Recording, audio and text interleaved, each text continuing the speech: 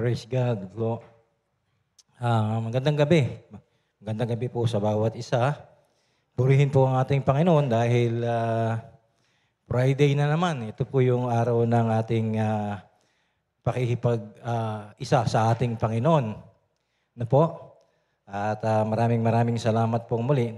At aking pong inaanyayahan ang bawat isa na tayo po ay tumayo at manalangin. Hallelujah. Panginoon, maraming salamat po, Panginoon. Tunay nga po, Panginoon, na patuloy po kaming nagpapasalamat sa iyo. Sapagkat alam po namin, sa bawat panalangin po namin, ikaw ay laging naririyan, Panginoon, at lagi ka namin kasama. At patuloy mo dinidinig ang aming mga panalangin. Panginoon, samahan mo po, Panginoon, kami sa aming pong pag-aaralan ngayong gabi. At ako po, Panginoon, nagamitin mo lamang maging daluyan ang iyong mga salita, Panginoon. Tago mo po ko sa iyong likuran, Panginoon. At boses mo lamang, Panginoon, ang siyang maririnig, Panginoon. Salamat po, Panginoon, sa pangalan ni Jesus. Amen, amen, amen, amen. Magandang gabi po at maging sa ating mga kapatid na ngayon ay nasa FB Live, no? Yung mga nakikinig ngayon sa FB Live, purihin ang ating Panginoon. Ang topic po natin dito ay yung pong higit sa sapat. Ano po ba yung ibig sabihin sa higit sa sapat? Ibig sabihin sapat na pero mas higit pa siya doon sa ating nararanasan mula sa ating Panginoon. Ating pupuntahan yung Philippians chapter 4. Philippians chapter 4 verse 8 po.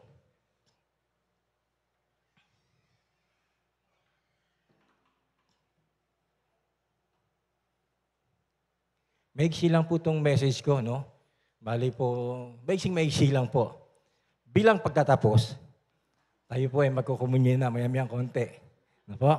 Kaya maiksi nga lang po ito. Bilang pagtatapos, mga kapatid, dapat maging laman ng inyong isip ang mga bagay na karapat-dapat, kapuri-puri, mga bagay na totoo, marangal, matuwid, malinis, kaibig-ibig, at kagalang-galang.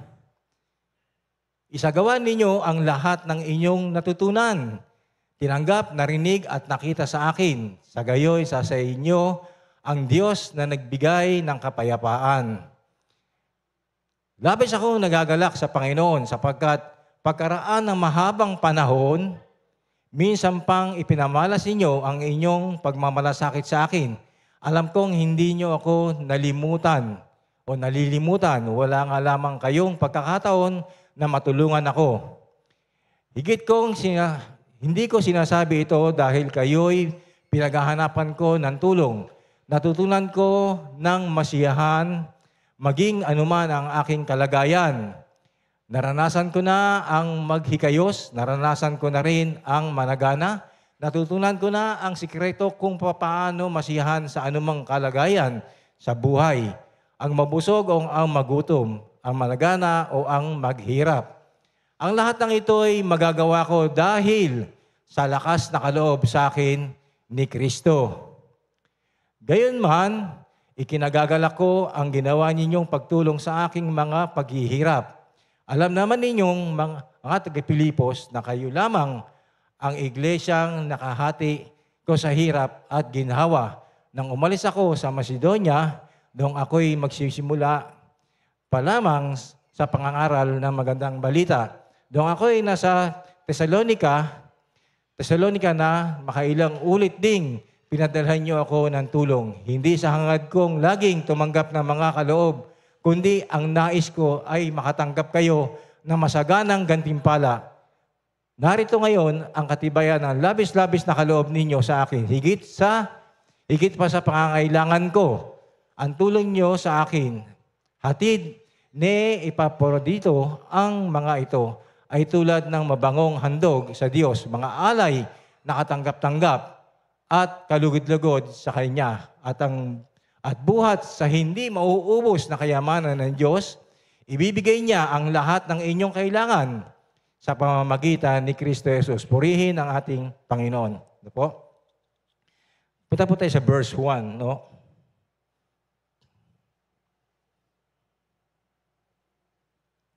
Sabi po dyan, sa verse 1,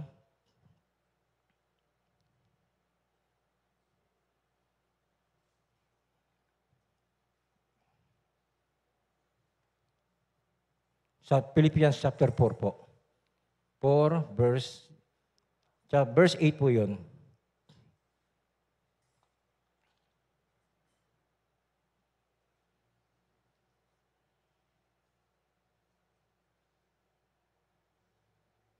Bilang pagtatapos, mga kapatid, dapat maging laman ng inyong isip ang mga bagay na karapat-dapat at kapuri-puri, mga bagay na totoo, marangal, matuwid, malinis, kaibig-ibig at kagalang-galang. No po? Just a reminder po sa bawat isa sa atin. Kung minsan, ang laman ng isip natin, hindi po tayo nagiging exception. Even ang Kristiyano, no po, no? Even the Christians, they are not accepted sa pag-iisip natin. No? Ang isip po natin, preoccupied. Preoccupied ang isip natin. No po? Maraming pumapasok sa ating isipan, maraming nilalaman ang ating mga isip. No po? Maraming nilalaman ang ating mga isip, makalamang, minsan yung naiisip natin, makalamang sa kapwa. No? Yung pagiging mainggitin. Number 1 na po yan, mainggitin. No? Kahit Kristiyano, hanggang ngayon, umiiral pa rin yan. Yung pagiging mainggitin. No po? Yung puro paglalaro. May mga Kristiyano pa rin po hanggang ngayon, naglalaro pa ng games. No po? Hindi man natin sila hinuhusgahan kung yun po ang ginagawa nila. Pero, kung yun po ang laging laman ng isip ng bawat isa sa atin, ay nalilimutan natin yung sinabi dito sa verse 8 po. No po? Nalilimutan natin ang sinasabi diyan ni Pablo na sinasabi niya diyan na dapat ang maging laman ng ating isipan ay yung maging karapat-dapat. No po? Yung mga karapat-dapat, kapuri-puri, mga bagay na totoo. Mga bagay na totoo, marangal, matuwid, malinis. Kailangan po laging malinis ang ating isipan. No po? Dahil po, kahit isang Kristiyano, hindi po natin pwedeng husgahan dahil lahat po tayo nagkakasala. Nagkakamali tayo. Nagkakamali tayo sa pag-iisip natin, sa pananalita natin, maging sa mga gawa natin. Kaya lamang, ito nga po, katulad ng sinabi dito ni Pablo, just a reminder. Pagpapaalala po ito sa atin. Pagpapaalala po sa atin bilang mga Kristiyano. Magmula noon, ito po ay sinabi ni Pablo noon sa mga taga-Pilipos. Pero hanggang ngayon, ito po ay ini-apply natin sa atin. Ito po, dahil tayo po ay nabubuhay sa kalooban ng ating Panginoon at sumusunod tayo sa kalooban ng Panginoon. Kung ang inaakala naman ng iba, kung ang inaakala ng mga iba, kung lagi kang presence, kung perfect attendance ka, lahat na ng mga gawain sa ating Panginoon, Bible study, prayer meeting, at saka yung soaking po, no? Yung Friday service natin, kahit po maging perfect ka dyan, kung ikaw naman po ay patuloy at patuloy na nagkakasala, hindi mo isipin na ikaw ay ligtas na. No po? Hindi natin pwedeng sabihin na tayo ay ligtas na. Sapagkat kinakailangan po makikita sa atin kung ano ba talaga ang nilalaman ng ating mga puso. No po?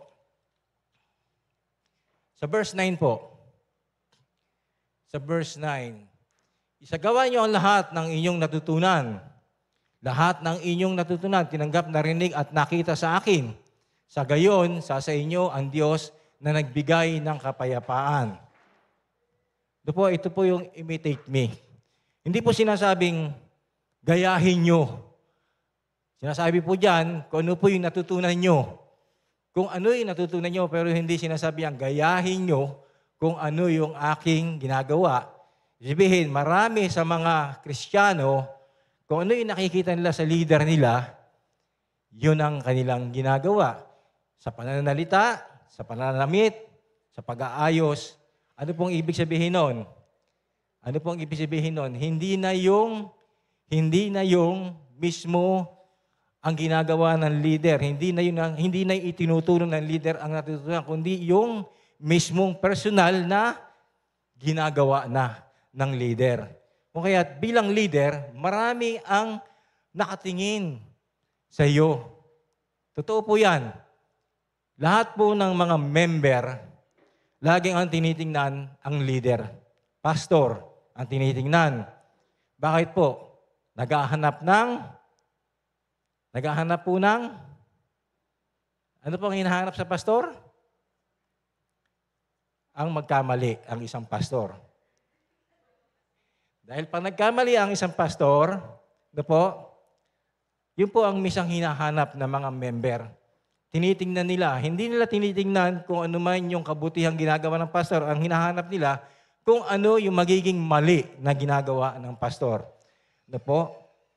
Kung ikaw ang leader, madalas ang followers mo, katulad mo. Nagiging katulad mo na sila. Kung ikaw ay tinitingnan nila at hindi yung itinuturo mo sa kanila. Di po ba? Katulad lamang ng mga iniidolo. Yung mga mahilig sa mga Korean movie. Di ba? Yung mga napapanood nyo. Yung mga pag-ganon-ganon nyo. Mga pag-ganon-ganon. Di ba? Basta magpapicture kayo, laging nakaganon yung kamay nyo. Di ba? So, yan po, nakukuha po yan dahil doon sa mga panonood nyo. Minsan, di ba? Ginagaya yung mga kulay ng buhok, yung style ng buhok, di ba? Yung mga ibig sabihin, iniidolo nyo na sila. Nakukuha nyo na kung ano man yung kanilang ginagawa. Sa verse 10 po tayo. Sabi sa inyo, madali lang po tayo matatapos nito eh.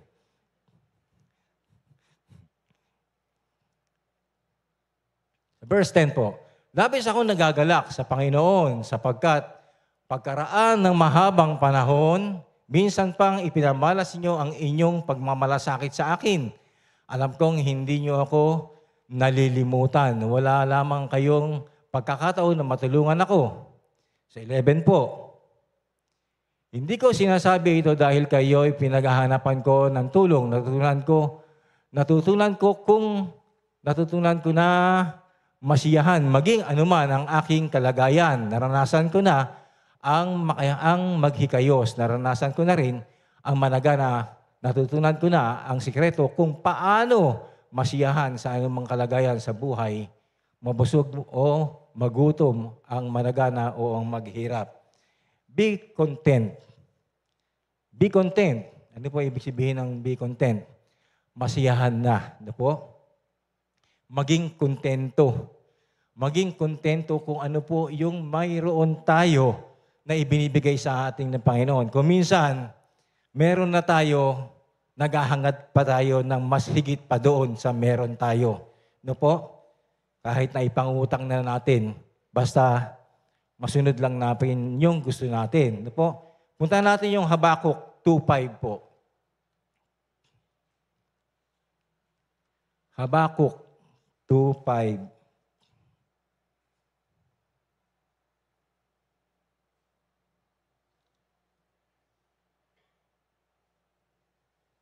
Ang kayamanan ay mandaraya. Ang ganid sa salapi ay hindi na makukontento.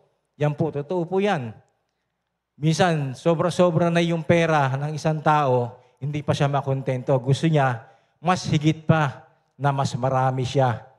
Ang kanyang ang katakawan ay kasinlawak ng libingan tulad ng kamatayan na walang kasiyahan. Kaya sinasakop niya ang mga bansa upang maging kanya ang mga mamamayan.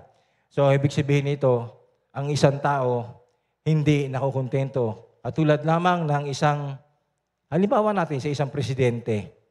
Bakit ba nagkakaroon ng invasion every country? Di po ba? Nagkakaroon ng invasion sa bawat bansa. During the World War II, bakit ba nagkaroon ng invasion? Dahil po sa kasakiman. Kasakiman ng mga namumuno noong panahon ng World War II. Di po ba? Ganyan po ang tao. Walang kasiyahan. Even the Christian, maging ang Kristiyano, walang kasiyahan.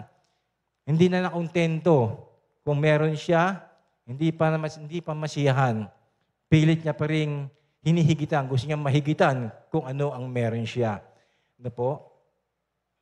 Maging kontento sa lahat ng mayroon dahil sa mga pagpapalang ibinigay ng Diyos. Totoo po yun. Ang Panginoon kailanman hindi nagkulang sa atin. Laging sapat at sapat ang biyaya ng Panginoon sa atin kung minsan labis-labis pa. Ngaya't magpasalamat tayo lagi sa Panginoon dahil patuloy at patuloy na dumadating sa buhay ng bawat isa sa atin yung mga pagpapala na kung minsan hindi natin inaasahan na dumarating. Huwag gahaman sa salapi. No po? Iwasan po natin na maging gahaman tayo sa salapi. Dahil yan pong salapi ay ugat po yan ng pagkakasala at kasakiman. No po? Punta po tayo sa 1 Timothy. 1 Timothy po, chapter 6, verse 7.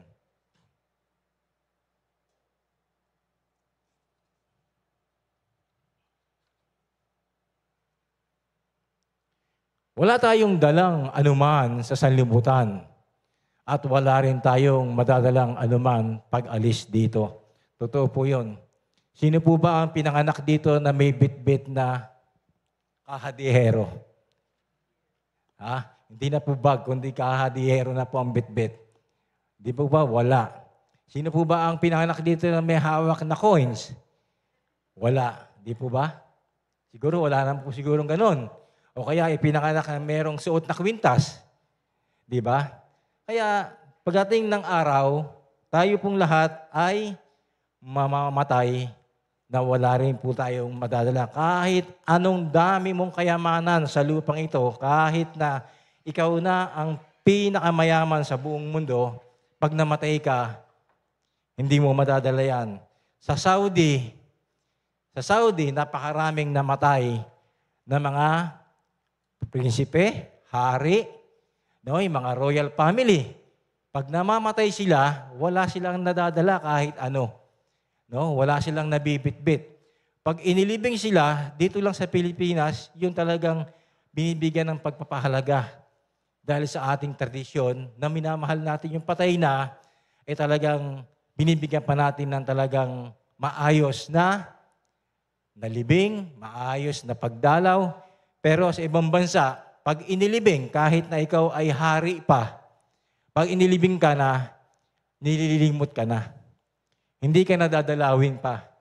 Hindi ka nadadalawin. Totoo yun, Pastor Jimmy, di ba? Pastor Jimmy, may hindi lalagyan ng pangalan yung libingan mo. Walang nakalagay na pangalan kung sino ka doon. Ang nilalagay lang nila, bato ang nilalagay lang doon.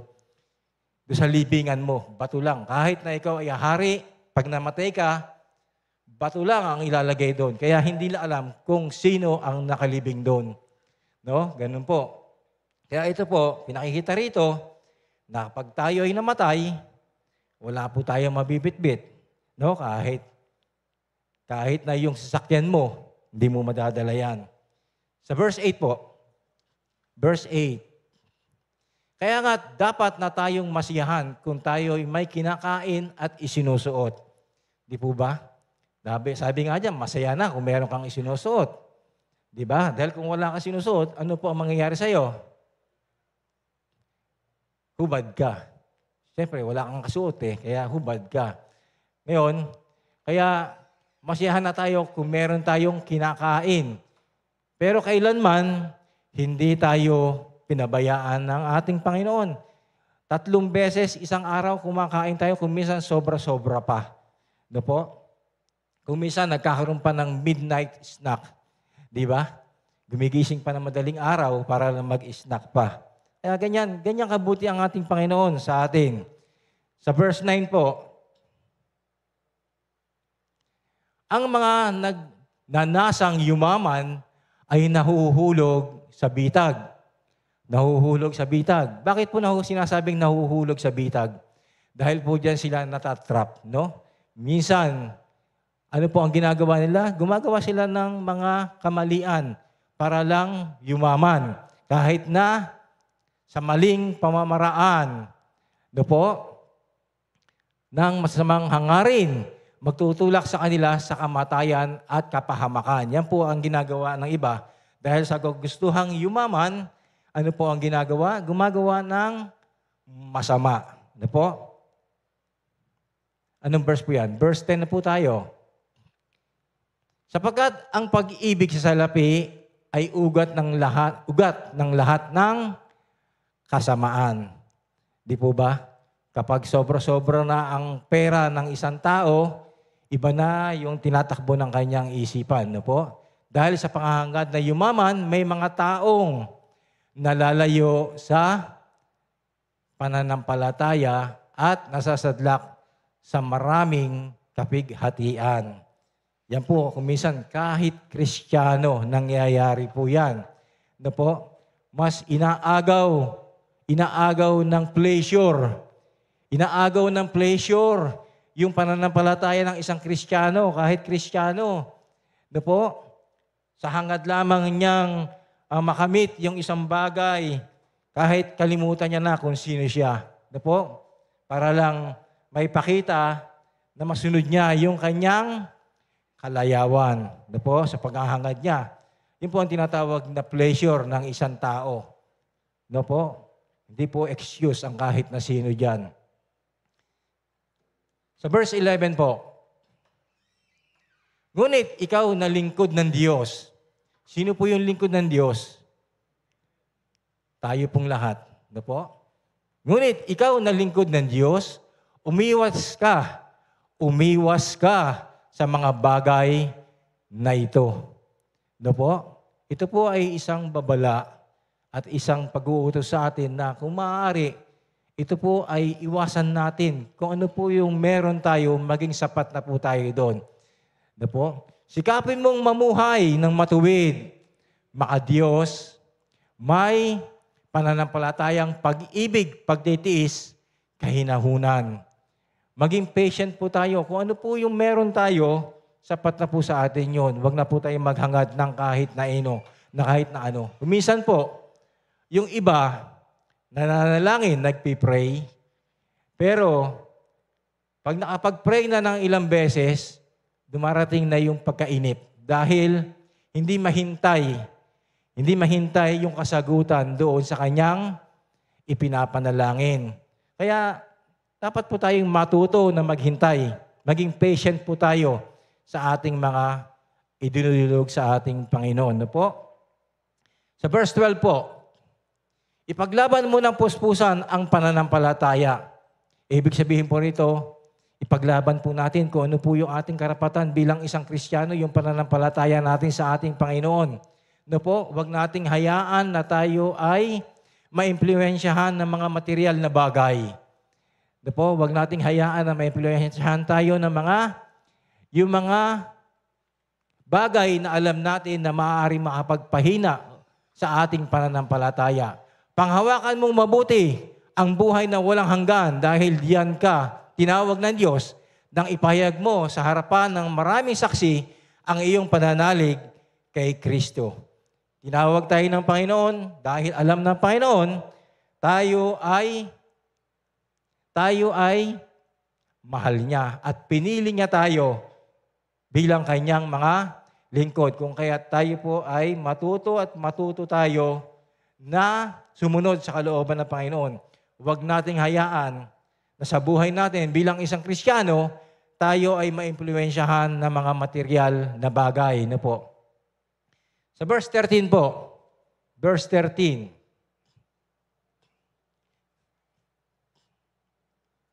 Verse 13, all things are possible with God. Na po.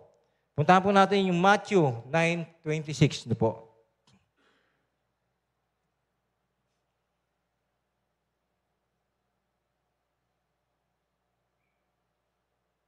26 po pala. Sorry po. Matthew 19:26 po.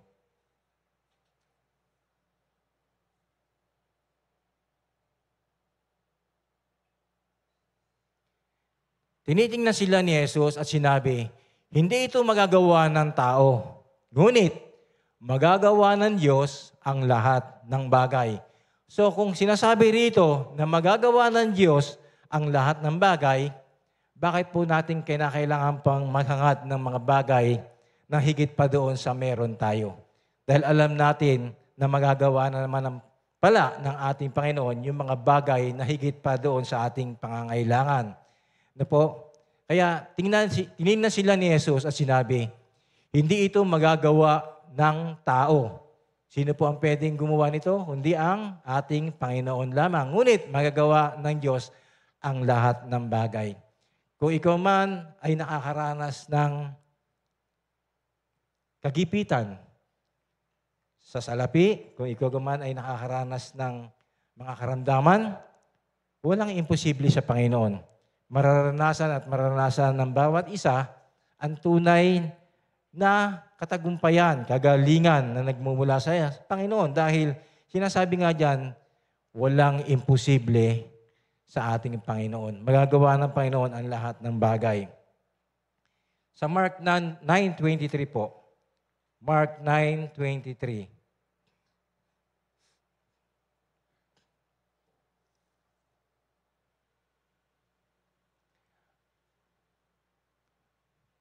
Kung may magagawa ako, tanong ni Jesus, mangyari ang lahat sa sino mang may pananampalataya. Ibig sabihin doon, have faith to Jesus Christ, no? Dahil po, hindi po natin pwedeng questionin ang ating Panginoon, no? Panginoon, may magagawa ka ba sa mga problema ko? Panginoon, may magagawa ka ba sa karamdaman ko? Panginoon, may magagawa ka ba para ayusin muli ang pamilya ko? Ano po ang sagot doon? Meron po. Di po ba? Meron po at meron pong magagawa ang ating Panginoon kung ang pamilya po natin ay nagkakaroon ng kaguluhan, kung nagkakaroon ka ng karamdaman, nagkakaroon ka ng problema sa salapi, lahat po yan, magagawa yan ng ating Panginoon. Kaya sinasabi diyan, magagawa ng Panginoon ang lahat ng bagay. Ano po? Punta po tayo sa verse 14.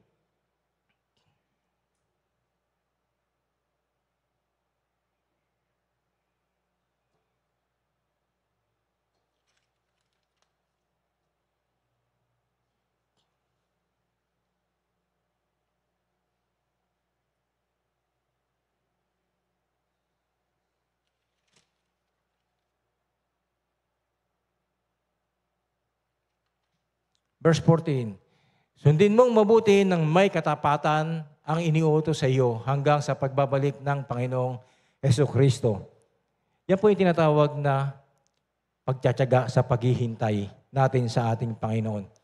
Bakit sinasabi diyan na namatay na, napakarami ng namatay, pero hanggang ngayon, hindi pa dumarating ang ating Panginoon. No po? Pero purihin po ang Panginoon. Dahil sa panahon natin, binibigyan tayo ng pagkakataon na matutunan natin, malaman natin, bakit ba hanggang ngayon hindi pa dumarating ang ating Panginoon? Di po ba? Dahil binibigyan pa ng Panginoon ang bawat isa sa atin na makapagsisi sa lahat ng kanyang mga nagawang kasalanan. Di po? Kasi, kung babalik na ang Panginoon, palagay po ba natin, makakasama tayo ng Panginoon sa kanyang pagbabalik?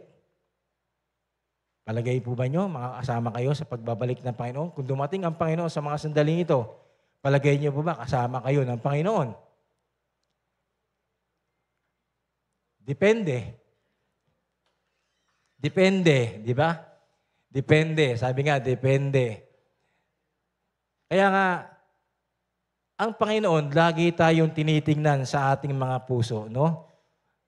Dapat tayong maging matapat sa bawat sandali ng ating buhay. Kaya nga, sinasabi diyan lagi ng Panginoon, pagsisihan nyo ang lahat ng inyong mga nagawang kasalanan. Di po ba? Kaya yung tinatanong nga doon bakit ba nananalangin tayo tuwing umaga at bakit tayo nananalangin tuwing gabi?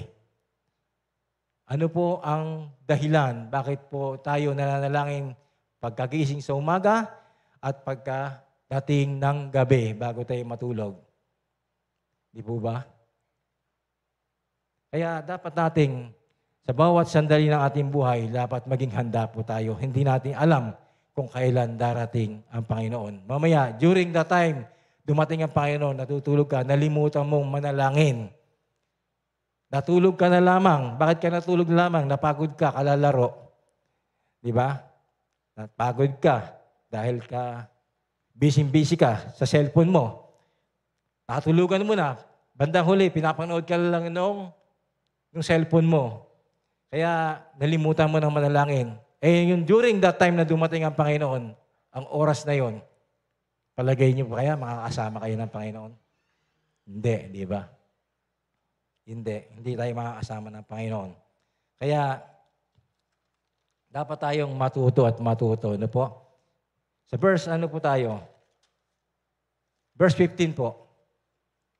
Siya'y darating sa panahong itinakda ng pagpala at makapangyarihan Diyos. Siya ay darating. Wala po nakakalam kung kailan po yun. Kung kailan po yung talagang panahon na darating ang ating Panginoon. Hari ng mga hari at Panginoon ng mga Panginoon. Kaya bilang isang Kristiyano, we are always prepared. No? Lagi po tayong handa. Handa tayo. Sino po ba rito yung mga naging Boy Scout nung araw? Ilan lang nilalaki rito? Kasi pag nagtaas ng kamay yung babae, hindi sila Boy Scout. Di ba? Kaya itinuturo, noong pa man din, tinuturo na maging handa tayo. So, be prepared, no? Maging handa tayo.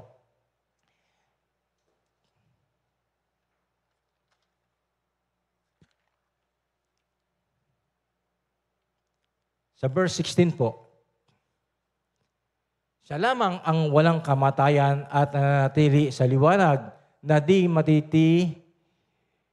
matitigan, walang taong nakakita o makakakita sa Kanya. Sa Kanya ang karangalan at kapangyarihan walang hanggan. Yan po ang ating Panginoong Hesukristo. No? Purihin po ang ating Panginoon. No? Kaya sa verse 17 po, sa verse 17,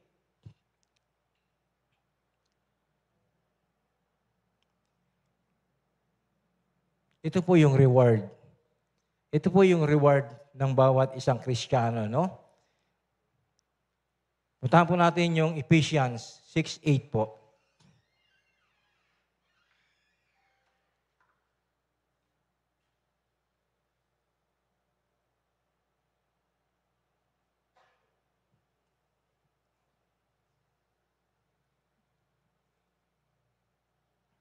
Ephesians 6:8. Sabi po dyan, iisang Diyos at Ama nating lahat.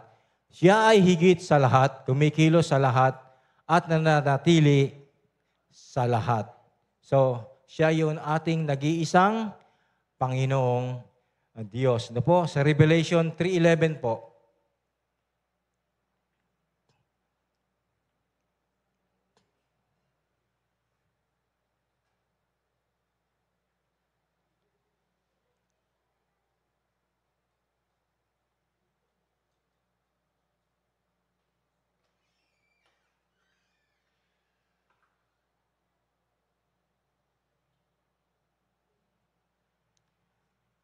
Darating ako sa lalong madaling panahon. Po, sabi diyan, darating ako sa lalong madaling panahon, kaya't ingatan mo ang mga tagubilin ko sa iyo, upang hindi maagaw ni naman ang iyong mga gantimpala. Bakit po nasabi yan? No po? Kasi po sinasabi diyan sa verse 18, narito ngayon ang katibayan ng labis-labis na kaloob ninyo sa akin. Higit pa sa pangangailangan ko, ang tulong ninyo sa akin na hatid ni Epaprodito. Ang mga ito ay tulad ng mabangong handog sa Diyos, mga alay na katanggap-tanggap at kalugod-lugod sa Kanya. Kaya po binibigyan tayo ng warning, anuman yung mga blessing natin, anuman yung mga pagpapala natin na tinatanggap natin mula sa Panginoon, wag po nating hayaan ito ay nakawin sa atin. Sino po ang nanakaw sa atin ito? Yung mga blessing natin. Hindi po yung kapwa natin tao, kundi sino po? Si Satanas. Si Satanas po ang magnanakaw ng mga blessing natin. Kung minsan, hawak mo na, nawawala pa. Ano po? Dahil ninanakaw nga ng diablo ang mga pagpapala natin. Ano po?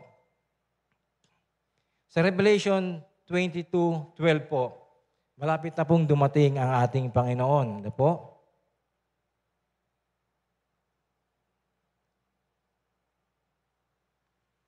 At sinabi ni Jesus, makinig kayo, darating na ako, dala ko ang mga gantimpalang ibibigay sa bawat isa ayon sa kanyang ginawa.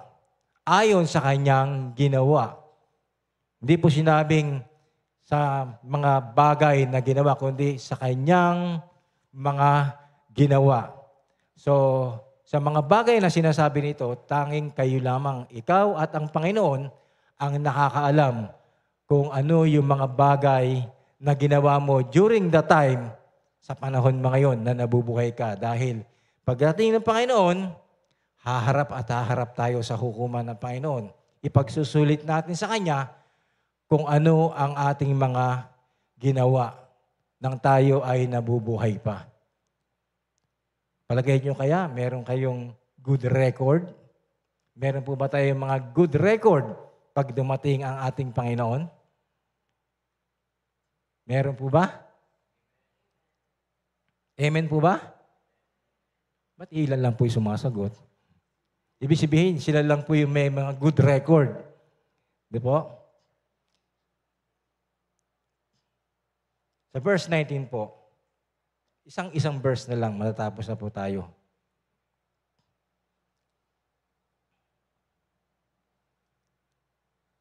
Punta po tayo sa verse 19.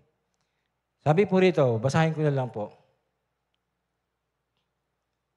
At buhat sa hindi mauubos na kayamanan ng Diyos, ibibigay niya ang lahat ng iyong kailangan sa pamamagitan ni Kristo Jesus. At buhat sa hindi mauubos, ibig sabihin yan, unlimited. Ano po? Unlimited, hindi mauubos eh. Kasi ngayon, sa panahon ngayon, ang laging pinupuntahan ng mga tao ngayon, yung unlimited rice na ngayon, unlimited di ba? Ano ba yun doon? O yung halos sa kahit mag-10 balik ka, walang problema eh. Unlimited na nga eh. Ganun eh. Katulad dito, sinasabi ng Panginoon na at buhat sa hindi mauubos. Sabihin, hindi na mauubos. Kasi kung naubos na ang kayamanan ng Panginoon, wala na kayong blessing. Di ba? Wala na tayong natatanggap na blessing kung naubos na yung kayamanan ng Panginoon. Pero magpahanggang ngayon, meron pa rin. Ano po? At buhat sa hindi mauubos na kayamanan ng Diyos, ibibigay niya ang lahat ng inyong kailangan sa pamamagitan ni Kristo Jesus. Kaya purihin po ang ating Panginoon. Tayo po ay patuloy na manalig at manampalataya sa ating Panginoon sapagkat alam natin na hindi tayo pinagkulang ng Panginoon. Kaya nga, higit sa sapat yung mga nararanasan nating mga biyaya na nagmumula sa ating Panginoon. Na po? Purihin po ang ating Panginoon. Palakpakan natin ang ating Panginoon nga. Bigyan natin ng papuri pa sa salamat ating Panginoon. Tayo po ay tumayo at manalangin.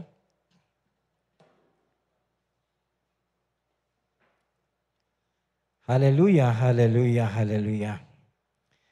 Panginoon namin Diyos na pinakamakapangyarihan sa lahat. Sa pangalan po ng iyong anak na si Jesucristo, kami po ay nagpapasalamat sa iyo. Sa patnubay at gabay ng iyong banal na Espiritu, Panginoon, kami po ay tinuruan mo na naman ngayon gabi, Panginoon, na kami po ay masiyahan na kung anuman meron kami, Panginoon, sa aming buhay. Huwag po naming hangarin yung mga bagay na alam po namin na ito po ay makakapagpahina ng aming po mga pananampalataya. Kung kaya't, Panginoon, salamat, Panginoon, sa mga biyaya mo, sa walang hanggang pagpapala mo, mula noon, magpahanggang ngayon, ay nararanasan namin ang pangako mo, Panginoon. Kaya't, Lord, maraming salamat po sa mga biyaya mo na walang katapusan, Panginoon. Salamat po, Panginoon, sa pangalan ni Jesus. Amen, amen, amen, amen.